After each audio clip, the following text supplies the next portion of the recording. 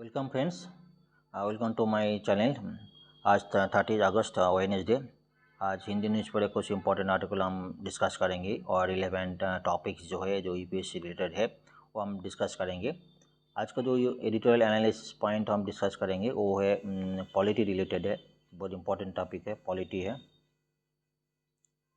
इस टॉपिक में बताया जा रहा है जो appointment of CEC chief election commissioner and EC election commissioner जो अपॉइंटमेंट है उस टॉपिक का अपना बात करें कि आने वाले दिन जो नेक्स्ट जो है 2024 में जो लोकसभा इलेक्शन है उसके लिए जो election commissioner and chief election commissioner appointment का जो इसको अनबायस होना बहुत ज़रूरी है।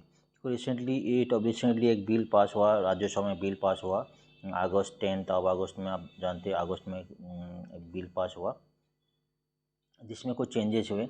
तो इसके बाद मार्च महीने में इसका पहले मार्च महीने सुप्रीम कोर्ट में एक जजमेंट दी थी।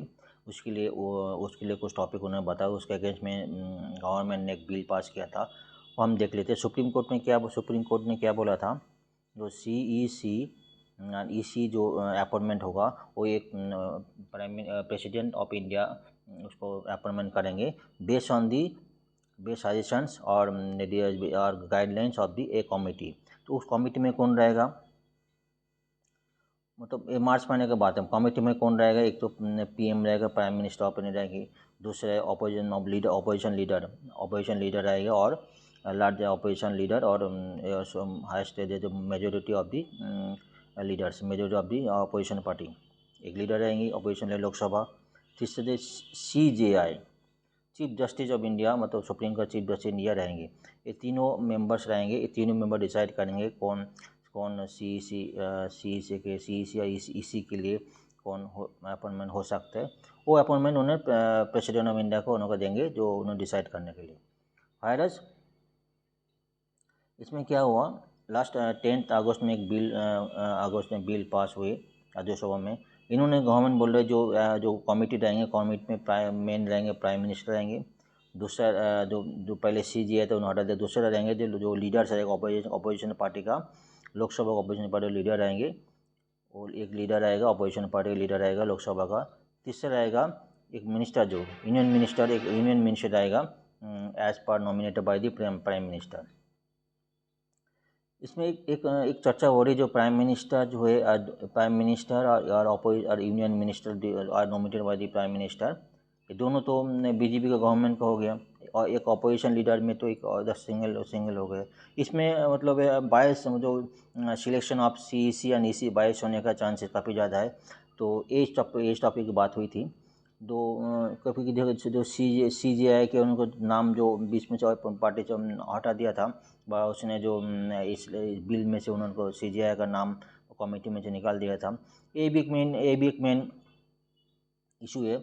इसके पहले BJP गवर्नमेंट, इसके पहले 2006 में ऐसे जजमेंट हुआ था, ऐसे भी उस टाइम जो जजमेंट उसमें BJP गवर्नमेंट जो है इस एक कमेटी में CJI रहने के लिए बहुत बार था, बहुत फेवर में थी। वायरस जो 2023 में अगस्त बिल में उन्होंने 10 अगस्त का बिल पास किया, उसमें CJI का नाम जो है उस कमेटी में से निकाल दिया। उनका जो दो मेंबर प्राइम मिनिस्टर है और एक दूसरा जो union minister of the cabinet जो है वो as nominated by the prime minister उस कमेटी में रहेंगे। तो ये बता जा रहे हैं इसमें जो बायस हो सकता है CEC और EC का सिलेक्शन के लिए, अपॉइंटमेंट के लिए बायस हो सकता है। इस टॉपिक में बात किए थे। ये बिल तो मेन, इस टॉपिक का दो मेन बिल है, इस बताया था। ये बताया जा रहा है जो अगर कि जो आने वाला दिन 900 मिलियन जो वोटर से उस सबको voter reliable chief election commissioner और इलेक्शन कमिश्नर होना चाहिए। ये भी टॉपिक क्या बात किया, ठीक है। यहाँ पे देख रहे हैं अपने election commissioner focal point difference between the government and judiciary. Difference focal point क्या, जजमेंट के लिए, अपॉइंटमेंट के लिए मेन जो CEC और EC का जो अपॉइंटमेंट के लिए बिटवीन गवर्नमेंट एंड जुडिशियरी के अंदर जो है ये डिफरेंस हो सकता होगा, ये बात कर रहा है। जो हम बोले थे जो सुप्रीम कोर्ट जजमेंट मार्च महीने में सुप्रीम कोर्ट जजमेंट दिया था। उन्होंने ये बताया जो chief election commissioner CEC and election commissioner will be appointed by the prime president of India with on advice of the committee. तो कमिटी में कौन कौन रहेगा, एक तो प्राइम मिनिस्टर रहेगा, नंबर हो गया leader of the opposition of Lok Sabha, ठीक है, और leader of the single largest opposition party, ठीक है, एंड तीसरा जो है CGI का उन्होंने नॉमिनेट किया। तो अभी गवर्नमेंट में ये डाउट किया तो CGI को उन्होंने इस कमेटी से उन्होंने निकालने के लिए उन्होंने एक बिल पास किया। और बिल में क्या था, जो अगस्त 10 राज्यसभा में अगस्त 10 अगस्त को 2023 को उन्होंने बिल सबमिट की। क्योंकि ये अपॉइंटमेंट के लिए हमारा आर्टिकल जो है 320 आर्टिकल कॉन्स्टिट्यूशन में आर्टिकल है, जिसमें ये बता रहे पार्लियामेंट के हाथ में एक अथॉरिटी है, वो ऐसे कोई बिल ला सकता है जो जिसका अंदर जो CEC और EC के इलेक्शन के लिए वो लॉ बना सकता है। उसका अकॉर्डिंग टू दिस लॉ मतलब जो अगस्त 10 को उन्होंने एक बिल सबमिट पास किया है। बिल में क्या बता रहे हैं, बिल में ये बता रहे जो कमेटी रहेगा, तो कमेटी रहेगी, कमेटी में प्राइम मिनिस्टर जो चेयरपर्सन रहेगी, leader of the opposition party of the Lok Sabha, ठीक है, यूनियन कैबिनेट मिनिस्टर और nominated by the prime minister, ठीक है। ये 3 पॉइंट बात करी। अब यहाँ पे क्या एक डिबेट हो रहा है, इसमें जो चीफ जस्टिस ऑफ इंडिया इस मेंबर में नहीं है। तो सबको एक अपोजिशन में एक प्रॉब्लम, अपोजिशन इन्होंने बात उठाई। तो अगर चीफ जस्टिस इंडिया अगर 3 आउट ऑफ 3 2 मेंबर्स तो BJP का है, तो एक जो appointment of CGI chief justice of India और इलेक्शन कमिश्नर और चीफ इलेक्शन कमिश्नर जो है वो अनबायस नहीं होगा, बायस होने का चांस काफ़ी ज़्यादा है।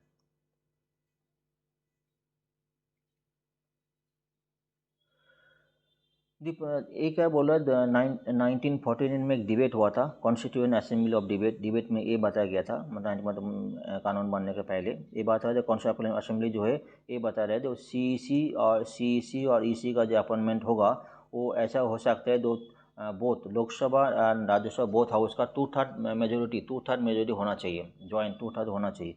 इसके ऊपर उन्हें हो सकता है, मतलब ये सिलेक्शन इस प्रोसीडिंग हो सकता है, मतलब तो लोकसभा राज्यसभा दोनों का जितने मेंबर्स है सबका 2/3 मेजोरिटी होना चाहिए, तभी वो CEC और EC मतलब सिलेक्शन होगा। एक पॉइंट उन्होंने यही बताया, how parliament has interest to charge the making approved law, parliament approved law बना सकता है, ठीक है। इसके लिए बात है जो लॉ 324 बताया था, ठीक है।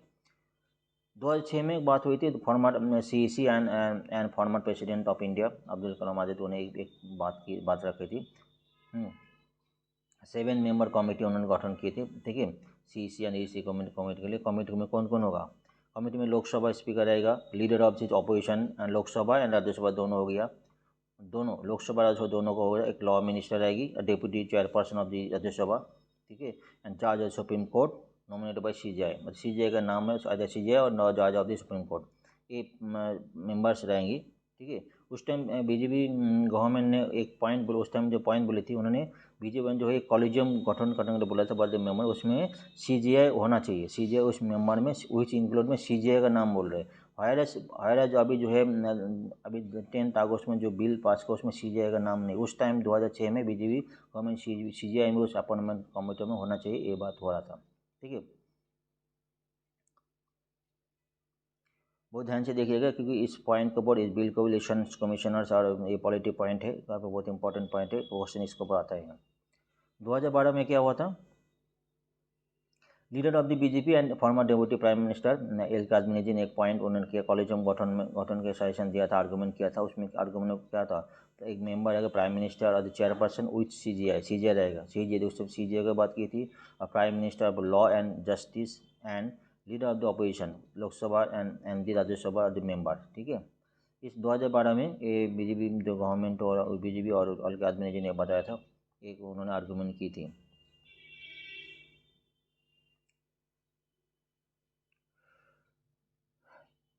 हाई लेवल जो हाई लेवल कमिटी है, experience with officer even BJP leadership saw the importance of recommendation CGI, ये बात जो पहले बार बार बोल रहा हूँ, इसके बाद जितने भी अपना जिसमें आर्गूमेंट हुआ था, जितने में शासन हुआ था, तो सीजीआई को उस कमेटी में रहने के लिए बीजेपी गवर्नमेंट बार बार बोले थे। और जो अभी जो रिसेंटली बिल पास हुआ तो उसमें जो है सीजीआई का नाम जो है उसमें नहीं है, chief justice of India of supreme court जो है उसमें हटा दिया, उसमें उस कमेटी में नहीं है।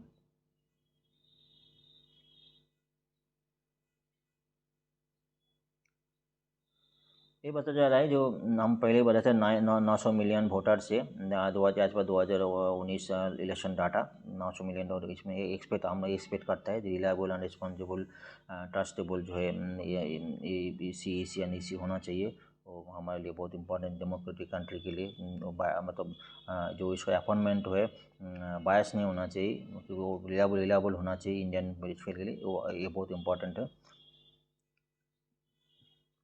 हम बात करते हैं जो बिल पास हुआ था, उसमें बिल के बारे में कुछ पॉइंट बात हुई थी। जो ministry of law and justice में उन्होंने बताया था, उनका जो वेबसाइट में जो कुछ पॉइंट और जो बिल के ऊपर पॉइंट हम डिस्कस करते हैं।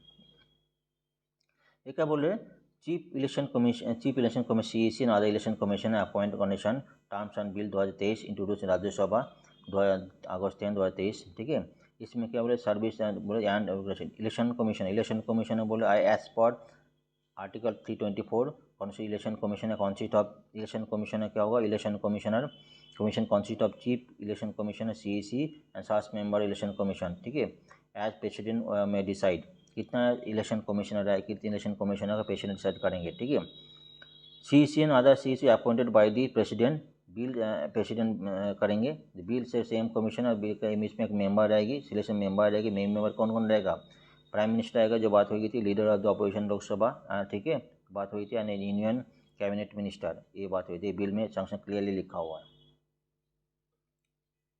ठीक है, सर्च कमेटी में कौन कौन रहेगा, search committee will prepare panel of 5% for the consideration of selection committee. ठीक है, 5% सिलेक्शन कमेटी रहेगा। Selection committee headed by the cabinet secretary की बात कर रहा है। Cabinet secretary headed by the cabinet secretary और 2 other members not below rank of the secretary और the central government. Cabinet secretary head करेगा और 2 अदर मेंबर रहेगा जो चूज करेंगे कौन को नॉमिनेट करेंगे। ठीक है, selection committee also consider candidate who may not be panel prepared by the search committee. ठीक है, क्वालिफिकेशन के लिए बात करें, क्वालिफिकेशन ऑफ द क्वालिफिकेशन ध्यान दीजिए, क्वालिफिकेशन क्या बोल रहा है, person hold the have post equivalent to secretary of the central government are will be eligible for the appointment of CEC and EC। क्या बता रहे, person who are the holding और held post equivalent to rank of secretary of the central government, जो है ये already उन्होंने rank hold किया था, वो ये पोस्ट के लिए सिलेक्टेड हो सकता है। ठीक है, सैलरी अलाउंस क्या रहेगा, the act 1991 act provide the salary of the EC will be equal to that of the supreme court जज।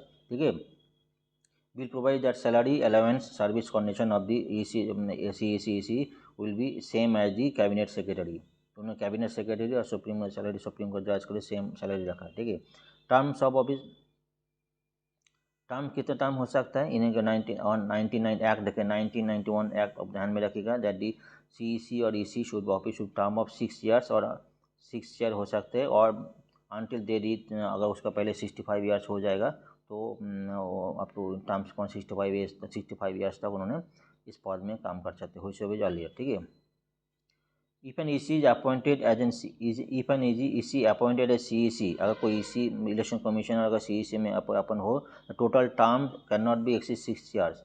टोटल मतलब इलेक्शन कमीशनर में अगर 4 ईयर्स रहेगा तो चीफ इलेक्शन कमीशनर में 2 साल में टोटल 6 साल 6 ईयर काम कर सकते हैं, तो अपन पोस्ट में रह सकते हैं। ठीक है, bill remain same tincture further under the bill CEC and EC will not be eligible for reappointment उन्होंने नहीं होगा। ये कुछ पॉइंट है जो इस एनालिसिस में डिस्कशन किया। एक तो बिल जो अगस्त 10 में जो बिल हुआ तो उसके बारे में मेन चर्चा हुई थी। पॉलिटी एक इंपॉर्टेंट सब्जेक्ट है एज पर UPSC सिलेबस, एक कुछ पॉइंट है, आप ध्यान में रखेगा। अब नेक्स्ट टॉपिक को हम चलते हैं। नेक्स्ट आर्टिकल बता रहा है जो प्रज्ञान रोवर जो है वो उसमें confirm sulphur near the south pole of the moon surface and search for hydrogen ion. इसमें ये बताया गया द मून सरफेस में इंस्टीट्यूट जो उन्होंने स्टडी मेरी एक्सपेरिमेंट किया रोवर ने, उसमें ये बताया गया जब मून सरफेस में सल्फर का डिटेक्शन हुआ है। देखिए सल्फर का डिटेक्शन हुआ मतलब एक इम्पॉर्टेंट एक पैरामीटर साइंटिस्ट के हाथ में आ गया है, क्योंकि ये बताया जा रहा है जो मेनली सल्फर का जो है कंपोनेंट कब कब मिलता है। सल्फर कंपोनेंट मेनली जो है आता है वॉल्केनिक एक्टिविटीज़, वॉल्केनिक अगर एक्टिविटीज़ हो, वॉल्केनिक एक्टिविटीज हो तब ये सल्फर कंपोनेंट आने का एक चांसेस है। एक सल्फर कंपोजिशन आना है मतलब बहुत बड़ी हाथ में बहुत सारी एक जो एक टॉपिक हाथ में साइंटिस्ट के हाथ में आ गया, वो ये बता जा रहे हैं। और जो काफ़ी सारी इसमें ये चेक पॉइंट हो रहे हैं, काफ़ी सारी जो जितने भी ऑब्जर्वेशन पॉइंट आ रहे हैं, जितना जो स्टडीज़ पॉइंट आ रहा है वो अब साइंटिस्ट लोग स्टडी करेंगे। उसके बाद होंगे मिशन जो होगा तो सारी पॉइंट सारी जो स्टडीज एनालिसिस करेंगे, उसके बाद हम नेक्स्ट पॉइंट में आ सकते हैं। ये साइंटिस्ट ने बताया, इसको बताया गया। ये बताया जाए प्रिलिमिनरी एनालिसिस ऑफ द, ये बताया मेरी प्रेजेंस ऑफ एल्यूमिनियम, एल्यूमिनियम मिल रहा है, सल्फर है, कैल्शियम है, आयरन है, क्रोमियम है, टाइटेनियम है, ये सारी उसमें लूनर सरफेस में मिला है। ठीक है, इसका सारी ये सारी जो पार्टिकल्स हमको मिलने के लिए कितना कंपोनेंट में कितना परसेंटेज में मिला है, वो सारी स्टडीज एक बार सारी चीज मिशन कवर होने के बाद एक बार उन्होंने साइंटिस्ट स्टडी करेंगे। उसके बाद उनके बाद अपना रिसर्च करने के बाद उनका आर्टिकल उन्होंने बताएंगे क्या है। जैसे कि हम देख रहा था स्लाइड में, पेगनान विद रोवर करने से mission has confirm the presence sulphur में बोला था, सल्फर में प्रेजेंस है वो बताया गया था। ठीक है, हमने ऑलरेडी डिस्कस सल्फर पे आना, सल्फर का हमने डिस्कस किया। ठीक है, सल्फर आप ध्यान दीजिएगा वॉल्केनिक जो है ये मेनली वॉल्केनिक एक्टिविटीज़ में और ये भी आशा कर हो सकते हैं मून का जो उसका मून का जो ओरिजिनेशन कैसे जन्म उसका कैसे आया वो हम डिटेक्ट साइंटिस्ट लोग इसके ऊपर कुछ आलोकपात कर सकते हैं।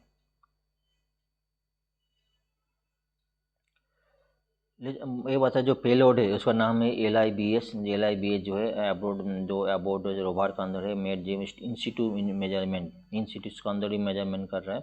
ठीक है, कंपोजिशन ऑफ लूनर सर्विस, ठीक है, on lunar south pole institute measurement confirm the present sulphur, हम डिटेल ऑलरेडी डिस्कस किया sulphur and search for hydrogen ion. ठीक है, इसमें ये बात है कि प्रिलिमिनरी एक्टिविटी जो है हम बात किया तो उसको एल्यूमिनियम है, एल्यूमिनियम मिला था, calcium, sulphur, iron and chromium, titanium, lunar surface and further measurement reveal the presence of manganese.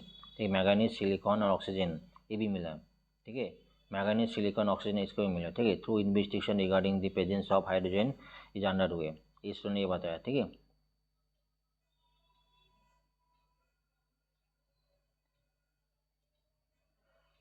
ये पॉइंट है significance of detection sulphur on the moon surface, हमने बताया था। इसमें क्या है, इसमें जो है the data the sulphur can रिवेल inside on the formation of evolution of moon.